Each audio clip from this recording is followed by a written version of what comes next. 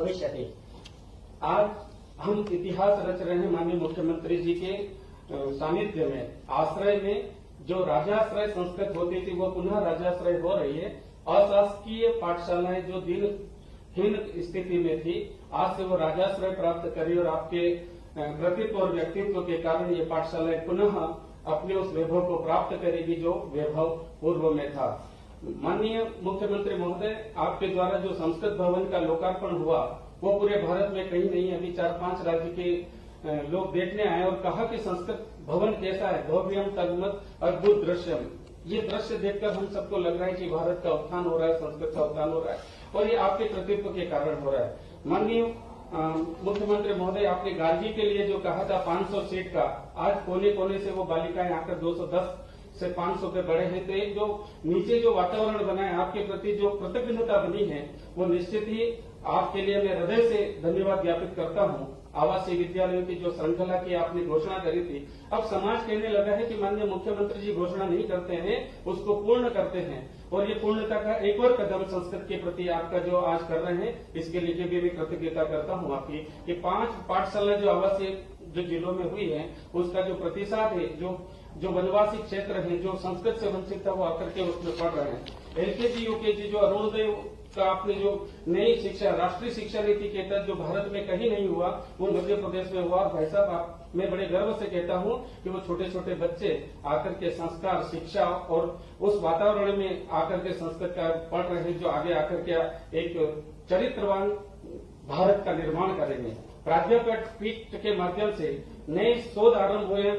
माननीय, क्या क्या कहूं मैं आपके, मैं कृतज्ञता हूं, मैं प्रसन्न हूं, मेरा रोम रोम पुलकित हो रहा है कि आपके द्वारा जो कार्य हुआ है वो पूरे भारत में कहीं नहीं हुआ।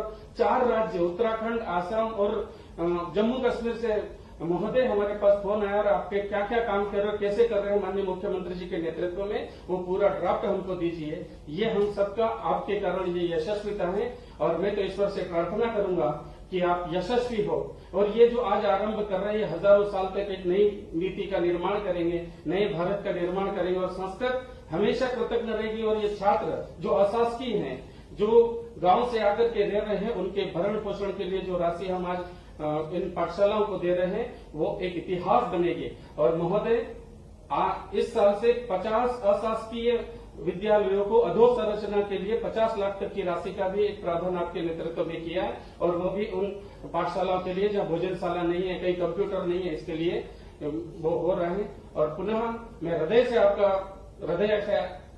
आभार प्रदर्शन करता हूं, कृतज्ञता ज्ञापित करता हूं कि आपने इतनी व्यस्ततम समय से भी आपका जो संस्कृत प्रेम झलकता है, संस्कृत के प्रति निष्ठा और राष्ट्र को निर्माण करने की आपको जो शक्ति ईश्वर दे रहा है, वो दिनों दिन देते रहें, और आप हमारे मार्गदर्शक, संरक्षक बनकर इस संस्कृत के प्रति हम सबको कृतज्ञ करें। पुनः आपका बहुत बहुत धन्यवाद।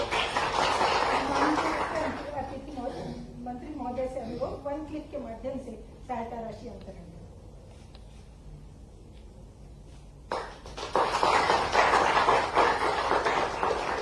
संस्कृत की सहायता राशि में अंग्रेजी का क्या काम?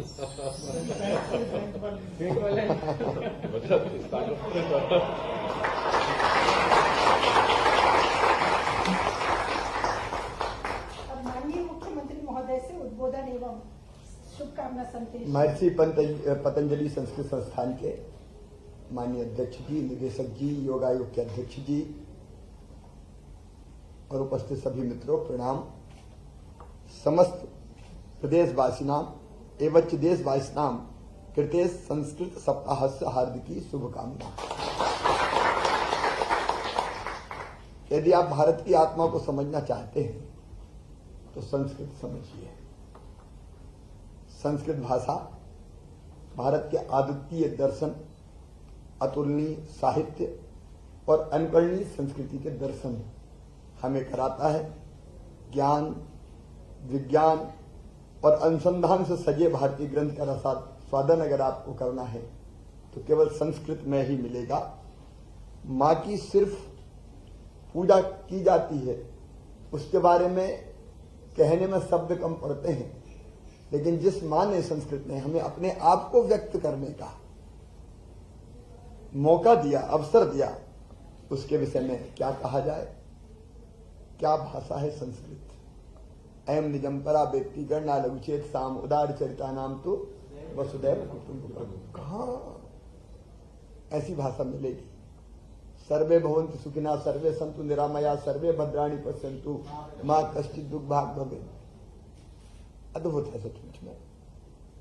और इसलिए आज मैं इस कार्यक्रम में आना अपने आप को भाग्यशाली मानता हूं।